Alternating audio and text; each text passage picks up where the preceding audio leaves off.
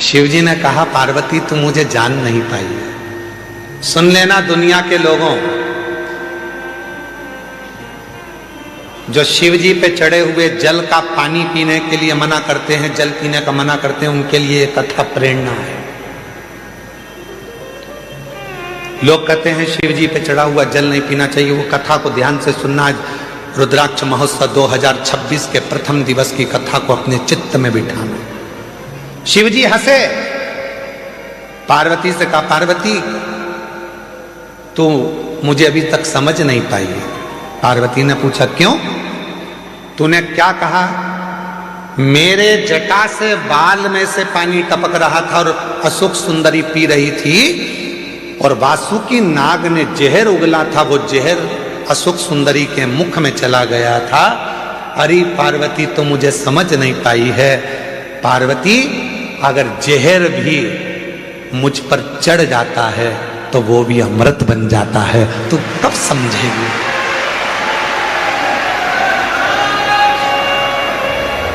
दुनिया के लोग कहते हैं शिव जी पे चढ़ा हुआ जल नहीं पीना चाहिए, उनके लिए यह अशोक सुंदरी और काशी का संवाद कहता है कि शंकर भगवान के जटा में गले पर कालिया विष अपना वासुकी नाग अपना विष उगल रहा था, और वो विष जटा में से टपक रहा था, जिनको अशोक सुंदरी ने पी लिया था।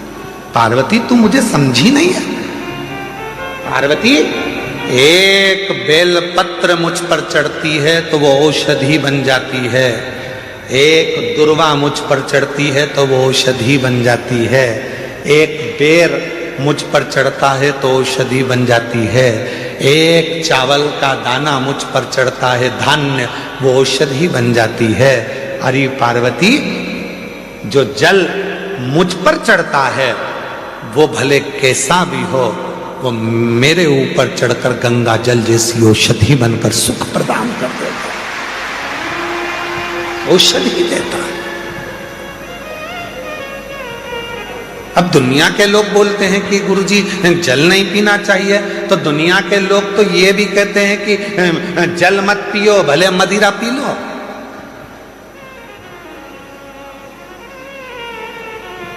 दुनिया के लोग तो बड़े बड़े अच्छे अच्छे हीरो भी गुटखे का प्रचार कर रहे हैं, खा लो गुटखा। दुनिया के लोग तो गलत गलत प्रचार कर रहे हैं, कर लो गलत काम। नहीं,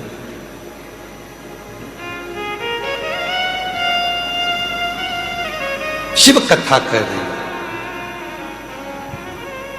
भगवान देव अधिदेव महादेव पर। हम तो यहां तक कहेंगे, डबरा की कथा में कहा था, आज फिर कह रहे हैं, 3 दिवसीय डबरा की कथा में कहा था, यदि तुम्हारे पास में देने के लिए शिव जी के कुछ भी नहीं है, कुछ भी तुम्हारे पास में नहीं है मेरी जीजियों, मेरे जीजाओं, मेरी बेटियों, मेरे बेटाओं, क्योंकि भगवान शंकर प्रकृति के देवता हैं। शिव जी को ना तुम्हारा धन चाहिए, ना वैभव चाहिए, ना दौलत चाहिए, ना तुम्हारी सत्ता चाहिए। शंकर भगवान को देने के लिए कुछ भी नहीं है, तो बस उसको दर्शन कर लो, नेत्रों से निहार लो, उस शिवलिंग का दर्शन करो, वो तुमको सुख देगा, सुख देगा।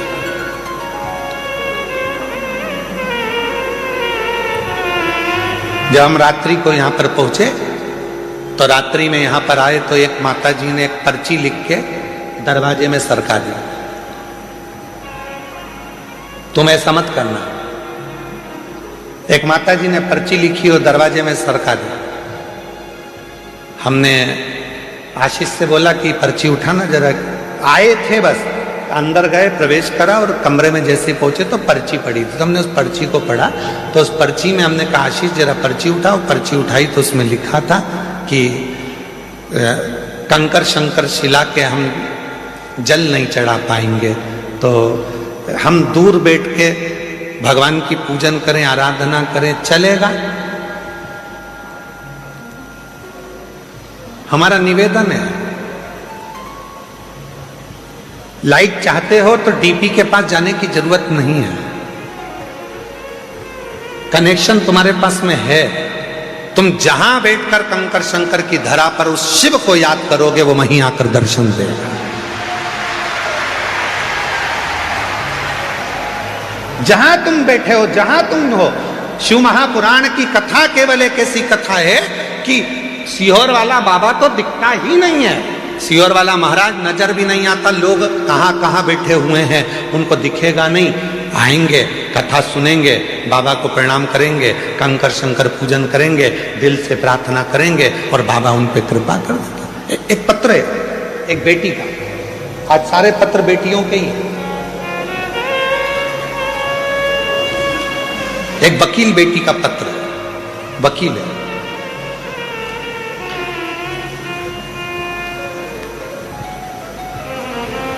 मैं सरोज परिहार जोधपुर राजस्थान से आई हूं। कहीं बैठी हो सरोज जी परिहार, आप ही हैं? ऐसा हाथ हिला दो एक बार वापिस जी। आ जाइए, एक बेलपत्र लेकर जाइए। मैं सरोज परिहार जोधपुर राजस्थान की निवासी हूं। मेरा मोबाइल नंबर ये है। मैं और मेरी ननंद बाईसा आपकी कथा वर्ष 2019 से सुन रही हैं। हम दोनों पिछले 5 सालों से लगातार रुद्राक्ष अभिषेक में यहाँ रुद्राक्ष महोत्सव में आते हैं। ऐसा कोई साल नहीं गया जिस साल मुझे मेरे भोलेनाथ ने नहीं दिया। रुद्राक्ष महोत्सव कर कर जाती हूँ और 3 से 4 महीने में बाबा मुझे कुछ ना कुछ देता जरूर है। 5 साल से रुद्राक्ष महोत्सव में आ रही हूँ, 5 साल से लगातार रुद्राक्ष महोत्सव अटेंड करती हूँ, सुनती हूँ। गुरुजी, आपकी कथा बहुत दूर दूर होती है, सीहोर हमारे नजदीक पड़ जाता है।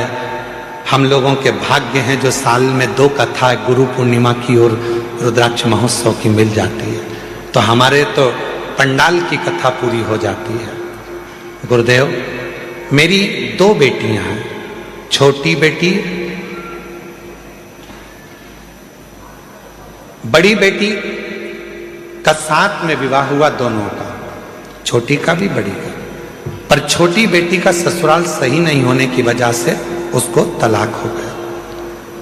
उन लोगों ने बेटी के बारे में गलत गलत उठाना चालू करा कि इसकी बच्चेदानी नहीं है, बच्चादानी खराब है, बच्चादानी है ही नहीं। ऐसी अफवाह उड़ाई कि बेटी दिन भर रोती थी। गुरुदेव, 2018 में मेरी बेटी की शादी दूसरी करा दी। मेरी बेटी वकील थी पर प्राइवेट, सरकारी नहीं।